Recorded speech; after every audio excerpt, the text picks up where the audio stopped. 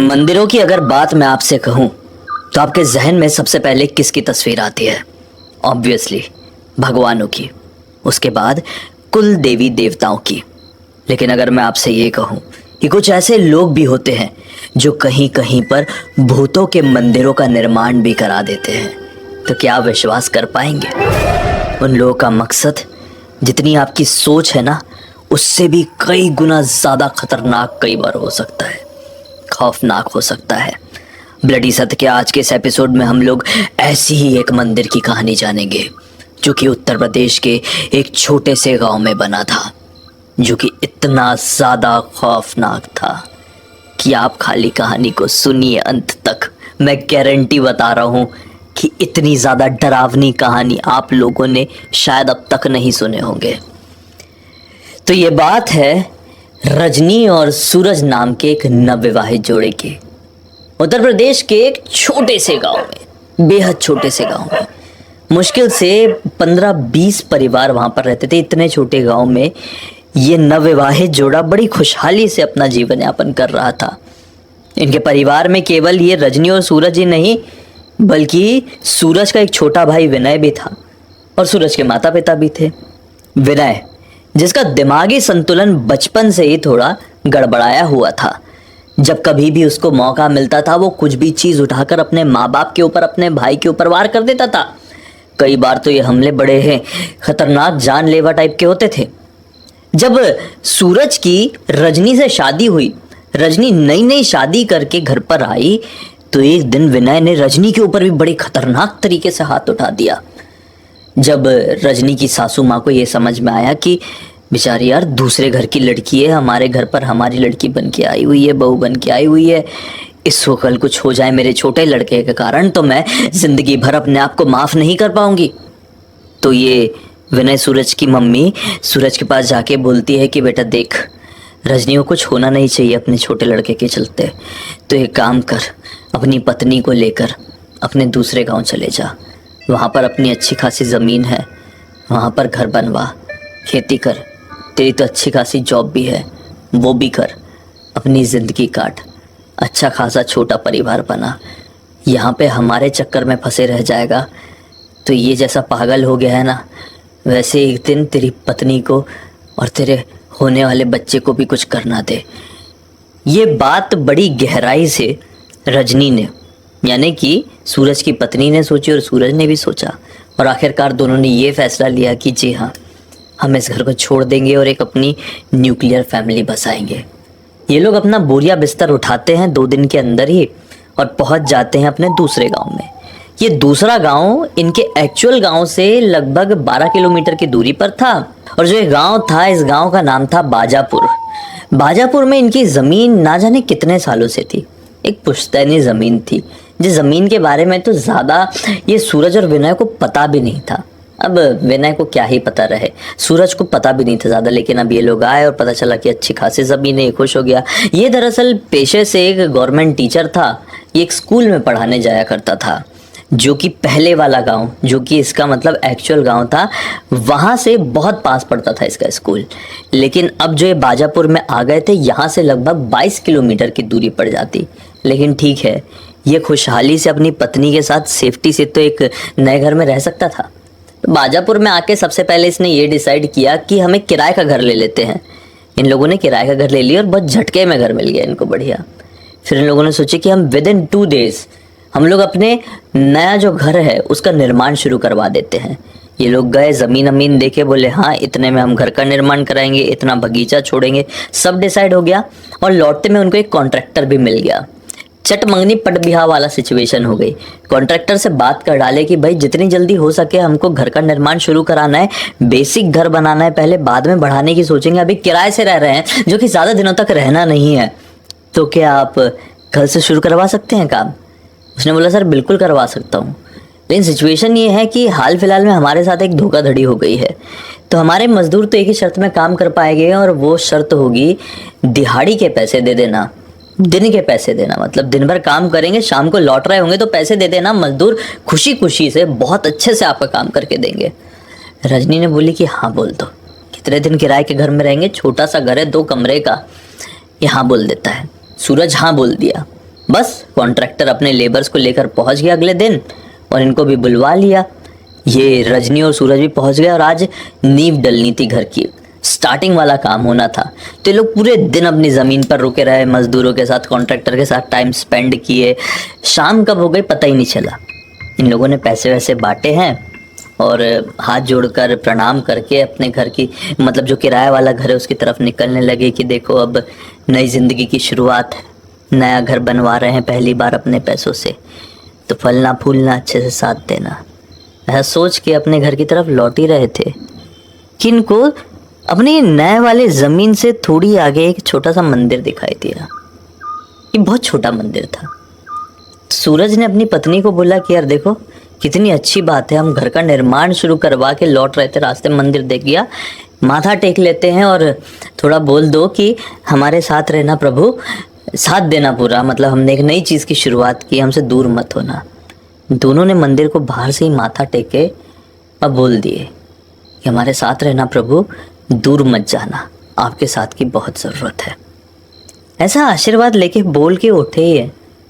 अंदर नज़र डाले तो क्या पाए कि अंदर तो किसी की भी मूर्ति नहीं है। ये बड़ा अजीब लगा। फिर अचानक से दिमाग में आया कि ऐसा हो सकता है कि बहुत छोटा सा मंदिर था, मतलब यार हाइट 3 फीट की रहेगी, कितना छोटा आप समझ लो। फिर इन लोगों ने सोचा कि हो सकता है कि किसी ने बनवाया रहा होगा मंदिर और मूर्ति उर्ति ध्वस्त हो गई होगी, नष्ट हो गई होगी, तो हट गई होगी मूर्ति। चलो कोई बात नहीं, हमने अच्छे मन से ही तो किसी से कुछ मांगे हैं, भगवान तो हर जगह होते हैं। ऐसा बोल के लोग उठ के अपने घर तरफ आए। घर तरफ आए हैं, किराए वाले घर में पहले क्या आंगन पड़ता, फिर आंगन के बाद दरवाज़ा, घर का दरवाज़ा खोलो अंदर घुसो। तो आंगन में बाहर बाल्टी में पानी रखा हुआ था, तो सूरज की आदत थी कि घर घुसने से पहले वो अपनी बाल्टी के पानी से पैर धो लेता था।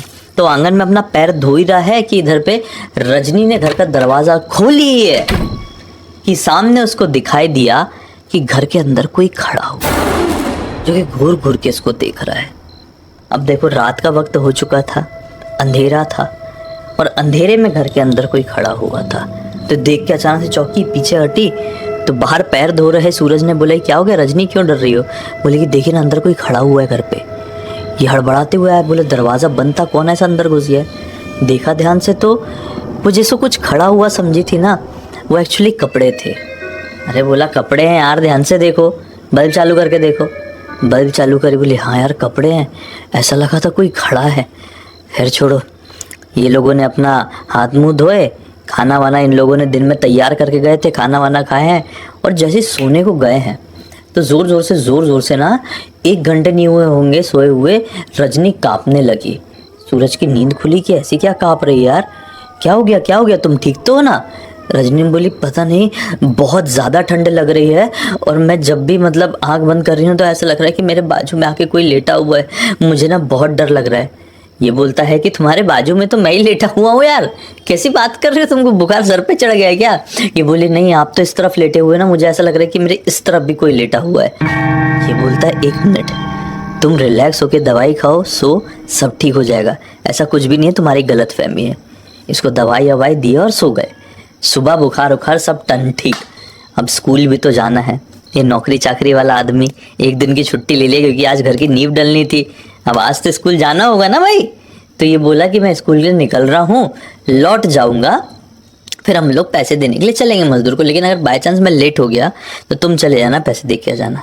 तो ये स्कूल गया है और ये लेट हो गया, आज ये लेट हो गया लिटरली। ये जब घर पहुँचा है तो क्या देखा कि रजनी नहीं है, ये समझ गया पैसे देने गई होगी। लेकिन साला पैसे देने में कितना टाइम लगेगा? 7 बजे गई हुई थी रजनी, कितना टाइम लगेगा? आधे घंटे। 8:30 बज गए, रजनी आई नहीं। और जो ये किराए वाला घर था वहाँ से इनका जो अंडर कंस्ट्रक्शन वाला घर है वो मुश्किल से 5 मिनट के वॉकिंग डिस्टेंस पे। 1.5 घंटा क्यों लगा? इसके मन में घबराहट हुई क्योंकि गांव, स्ट्रीट लाइट भी नहीं, कुछ नहीं। तो ये घर से निकला उसको देखने के लिए, और जैसे ही वो उस पॉइंट तक पहुंचा जिस पॉइंट में वो मंदिर था, तो नज़ारा देख के चौंक गया कि उसकी पत्नी उस मंदिर के सामने हाथ जोड़ के बैठी हुई है। घना अंधेरा है पूरे इलाके में, एक स्ट्रीट लाइट नहीं, एक काला कुत्ता नहीं पूरे इलाके में, लेकिन ये उस खाली मंदिर के सामने हाथ जोड़ के बैठी हुई है। लगे रजनी क्या कर रही हो भाई तुम? ये मंदिर में कोई भगवान नहीं है, हमने कल क्लियर किए थे ना देख के, ऐसा हाथ जोड़ के क्यों बैठी हो? बोलते ऐसा नहीं बोलते हैं, अच्छा नहीं लगेगा उनको। ये बोलता है क्या बकवास कर रही हो? बोलती है हाँ देखो ना, अंदर कितनी खूबसूरत मूर्ति है, देखो ऐसा लग रहा है कि उस मूर्ति में जान है। ये बैठा अपनी पत्नी के बाजू में और देखने की कोशिश करने लगा, लेकिन अंदर कोई मूर्ति नहीं दिखी। उसने बोला तुम क्या मजाक कर रही हो? हाथ पकड़ा और खींचते हुए घर ले आया। अब वो घर पर आई है, बोला कि पैसे वैसे दे दी ना? बोली हाँ पैसे दे दी हूँ, लेकिन ना आप आज के बाद से वो मंदिर के सामने ऐसा कुछ बोलना मत। बोला कि क्या हो गया, छोड़ो ना, कोई मंदिर कोई भगवान नहीं है वहाँ पे, ऐसे ही वो खंडर हो चुका है, छोटा सा चबूतरा बचा है, वो किसी जमाने में रही होगी कोई मूर्ति, छोड़ो उसको, क्या मंदिर मंदिर लेके बैठी हुई है। बोले ठीक है। ये बोल के ना खाना वाना बनाने चली गई। आज खाना इतना बेस्वाद बनाई है, खाने को बोलना नहीं चाहिए ऐसा, लेकिन इतना बेस्वाद बनाई है कि मैं क्या बताऊं। लेकिन फिर भी इसने मन मार के खा लिया, क्योंकि पत्नी का चेहरा बहुत उतरा हुआ था और ये पॉइंट आउट करना चाह रहा था कि पत्नी का चेहरा इतना उतरा क्या हुआ है। खैर जैसे तैसे करके खा लिया ना। फिर रात में इसकी नींद खुली साला, रात में तकरीबन 2 बजे के आसपास। पत्नी बाजू में सो नहीं रही है। ये घबरा के उठा, रजनी रजनी कहाँ हो तुम? रजनी। ढूंढते ढूंढते ढूंढते ढूंढते 1-1.5 घंटे लगा डाला और फाइनली जब वहां पर पहुंचा है वापस से उसी पॉइंट में जहां पर मंदिर था, क्या पाया है? मंदिर के सामने फिर ऐसे हाथ जोड़ के बैठी हुई हो। जोर से चिल्लाया, रजनी आधी रात गए तुम इस मंदिर के सामने बैठ के क्या कर रही हो? चबूतरे के सामने पत्थर के, चलो घर पे। चिल्ला दिया, लेकिन थोड़ा फिर गिल्ट फील हुआ कि मैंने क्यों चिल्लाया। और पत्नी ने वहां पे रो दी, टप टप टप टप आंसू टपकने लगे। ये ज्यादा बात नहीं किया, खींचते हुए पत्नी को घर पे लेके आया और सुला दिया, खुद सो गया। सुबह उठा, पत्नी नॉर्मल, चाय वाय बना के रखी। बोला मैं स्कूल जा रहा हूँ और देखो फिर से मैं लेट हो गया तो पैसे दे देना जाके, ऐसा बोल के निकल गया। शाम को ये लेट नहीं हुआ, आज 5 बजे घर पहुंच गया। लेकिन 5 बजे तो पत्नी को घर पे होना चाहिए था, लेकिन पत्नी जी 5 बजे से घर से गायब। इसने देखा कि गैस के ऊपर खीर बनी हुई थी और पत्नी गई तो गई कहाँ। सोचा कि हो सकता है कोई मजदूर आया होगा, बोला होगा मैडम जल्दी जाना है, आज जल्दी पैसे दे दो, तो पैसे देने गई होगी। तो ये बैठा है, अपना काम कर रहा है, कुछ भाई स्कूल की तरफ से कुछ ऐसा लाया हुआ था, अपना काम वाम कर रहा है। काम करते करते नोटिस किया 8:15 बज गए। अरे बाप रे, 5 बजे से जब से घर आया पत्नी घर पे नहीं है, खीर बना के गायब है, 8:15 बज गए। मजदूरों का पैसे क्या हुआ क्या नहीं, घर से निकला है और जैसी घर से बाहर 10 कदम बढ़ा है, पत्नी इसको आते हुए दिखी। बोला रजनी तुम क्या कटोरी कहाँ लेके गई थी? खीर लेके गई थी क्या? खीर बनाई थी क्या? रजनी बोलती है हाँ वो खीर बनाई थी। बोले किसके लिए? मजदूरों के लिए? बोले नहीं, मंदिर में चढ़ाने के लिए। बोला कि तुम दिमाग से एकदम खत्म हो क्या? तुमको समझ में नहीं आ रहा है उस मंदिर के अंदर कुछ नहीं है? कुछ नहीं क्या मंदिर? अरे पागल, पत्थर है वो, चलो अंदर सीधे से। खींचते हुए ले गया। ये फिर टप टप टप टप टप तक रोने लगी यार। घर जैसी पहुंची ना, दूसरे कमरे में झटके से दरवाजा बंद करिए और फिर दहाड़े मार मार के रोने लगी। अब इसको भी गुस्सा थोड़ा बाहर से, तो ये भी गुस्सा तो बाहर वाले कमरे में बैठे रहा, वो अंदर दहाड़े मार मार के रो रही है। रोते रोते अचानक से अपना रोना बंद करी और कुछ तो फंड करके एकदम मारी दरवाजे में अंदर से। पता नहीं क्या मारी है, दरवाजे में फेंक के, इसने देख नहीं पाया, सामने वाले कमरे में बैठा हुआ, अंदर वाले कमरे में मारी इसने। ये उठ के गया, रजनी क्या मारी तुमने? ठक ठक ठोक रहा है, लेकिन ठोकते ठोकते इसने नोटिस किया कि अंदर से भी कुछ ठोकने की आवाज आ रही है, ढंग ढंग ढंग। ये बोला रजनी क्या ठोक रही हो तुम? रजनी ठीक तो हो तुम? दरवाजा खटखटाने लगे, लेकिन वो ठोकने की आवाज और जोर जोर से आने लगी और साथ में सिसकियों की भी, ठंग ठंग ठंग ऐसी आवाज। तो इसने बोला कुछ गड़बड़ है क्या? मतलब जोर जोर से लाते मार के दरवाजे की कुंडी तोड़ दिया। जैसे कुंडी तोड़ के अंदर घुसा है तो क्या पाया कि जो पत्नी है ना, उसका पूरा सर खून से लत-पत, जमीन में खून, वो दीवार में सर पीट रही थी, उसकी खट खट खट मारने की आवाज थी। ये बाप रे, अपनी पत्नी का सिर कंट्रोल करते हुए बाहर लेकर गया।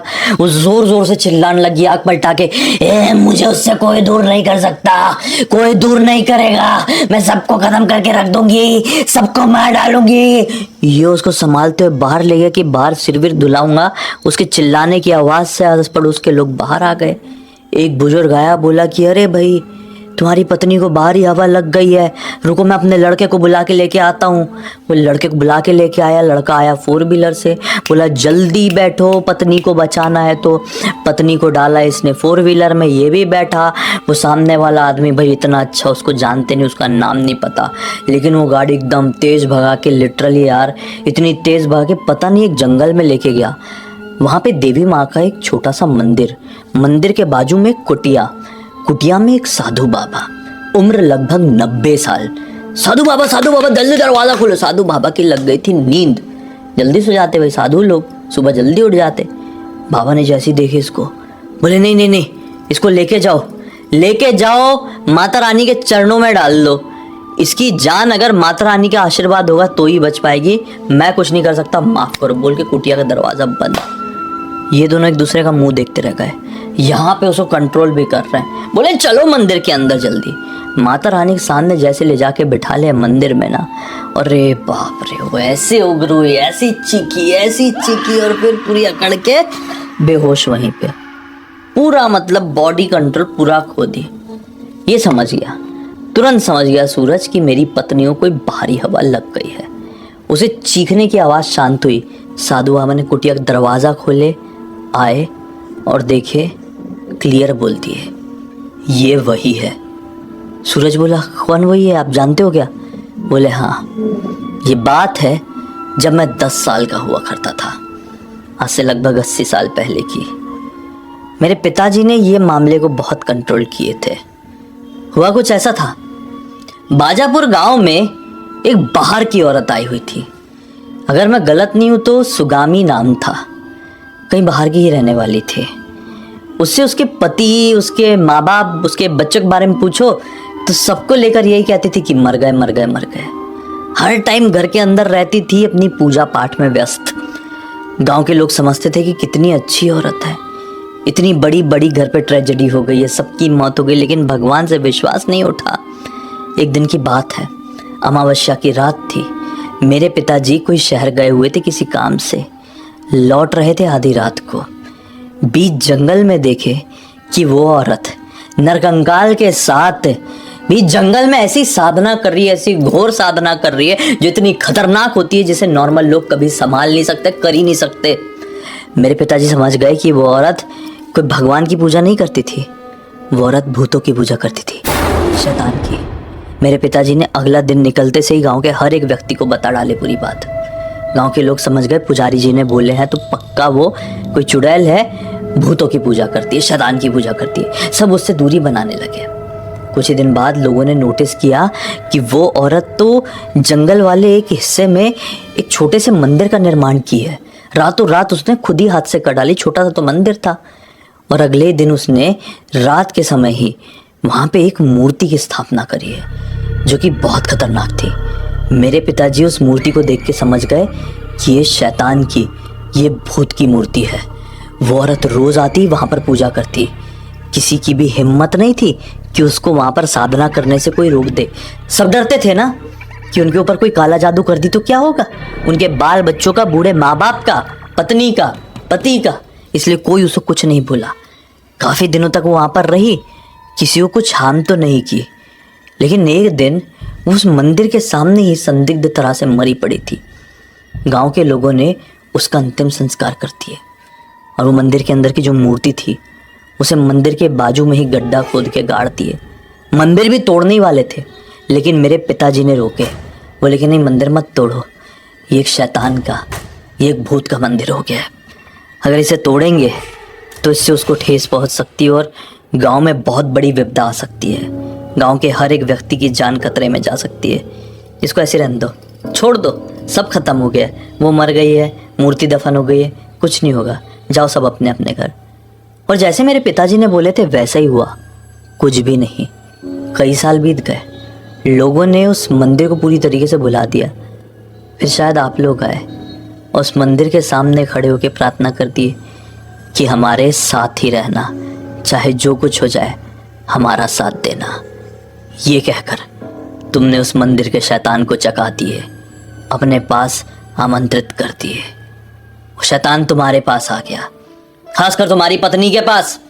औरत है ना, खूबसूरत है, शैतान, भूत, पिशाच, राक्षस खूबसूरत स्त्रियों से बहुत जल्दी अट्रैक्ट होते हैं। आ गया है तुम्हारी पत्नी के पास, अब उसे बचाने का एक ही तरीका है, जाओ अपने कुल देवी देवता का मंदिर उसी मंदिर के बाजू में बनाओ, उनकी स्थापना करो और फिर उस मंदिर को तोड़ डालो, ध्वस्त कर दो, नष्ट कर दो। और इस कार्य में तुम्हारे कुल देवता या कुल देवी तुम्हारा साथ देंगे। घबराना नहीं, सब ठीक होगा। बस ये इनका कहना ही हुआ है। ये तुरंत अपनी बेहोश पत्नी को उठाए, गाड़ी में डाले हैं, और वो इतना अच्छा आदमी, अभी तक उसका नाम नहीं मालूम, वो फिर तेजी से गाड़ी चलाकर इनके रियल वाले गांव में गया, एक्चुअल गांव में। इनके कुल देवता की वहां पर मूर्ति विराजमान थी भाई, घर के आंगन में मूर्ति उठाए हैं, रातों रात लेकर आए हैं अपने हाथ से। उसी शैतानी मंदिर के जस्ट बाजू में एक और मंदिर का निर्माण किए, सुबह के 4:30 बजे अपने कुल देवता की मूर्ति को वहां पे स्थापित किए हैं, और 5 बजे उसमें कुदाल चलाकर तोड़ डाले। खेल खत्म। फिर क्या था, पत्नी को हॉस्पिटल लेके गए, ड्रिप वगैरह लगी, पत्नी को होश आया। फिर ये कुछ कभी रिपीट नहीं हुआ। उनका घर वर सब बन गया, वहां पे सब अच्छा हो गया, जिंदगी अच्छे से चलने लगी। लेकिन पत्नी रजनी को कुछ याद नहीं कि उसने क्या क्या हरकतें कर डाली थी। उसे सिर्फ इतना मालूम है कि मैंने कुछ तो ऐसा की थी जो ठीक नहीं है, जिसकी वजह से मेरा सिर फूट गया। बस इस पूरी घटना की जानकारी मुझे किसी और के थ्रू नहीं, बल्कि जो सूरज जी है ना, उनका एक मित्र, जो कि उनके स्कूल में ही उनका जो सहायक शिक्षक होता है, उसने इंस्टाग्राम पर लिख कर भेजा है। उसने अपना नाम मुझे छुपाने के लिए कहा है, लेकिन हम उसे दीपक कहकर पुकार सकते हैं। तो दीपक के थ्रू हमें ये कहानी मिली है, समझ लीजिए। उम्मीद करता हूँ कि आज की इस कहानी के ज़रिए, इस घटना के ज़रिए आप लोगों को एक बहुत बड़ी सीख मिली होगी। इसी बात पे अब तक इस वीडियो को देख लिए तो लाइक ज़रूर कर देना, चैनल को सब्सक्राइब करके बेल आइकन दबा के ऑल के ऑप्शन में क्लिक करना, क्योंकि इसी तरह के हैरान कर देने वाले खौफनाक वीडियोस डेली आप लोगों के सामने लेके आते रहते हैं। इंस्टाग्राम की लिंक इस वीडियो के डिस्क्रिप्शन बॉक्स में मिल जाए, क्लिक करके डायरेक्टली वहाँ पर पहुंच जाना। और इसी तरह की कोई भी कहानी, टॉपिक या जानकारी आप लोग के पास भी है तो लिंक भेजना ना, हो सकता है मेरा अगला वीडियो कल आपके हिसाब से बन रहा हो। तो चलिए कल फिर से मिलता हूँ, तब तक के लिए बहुत बहुत धन्यवाद। आपका दिन शुभ हो।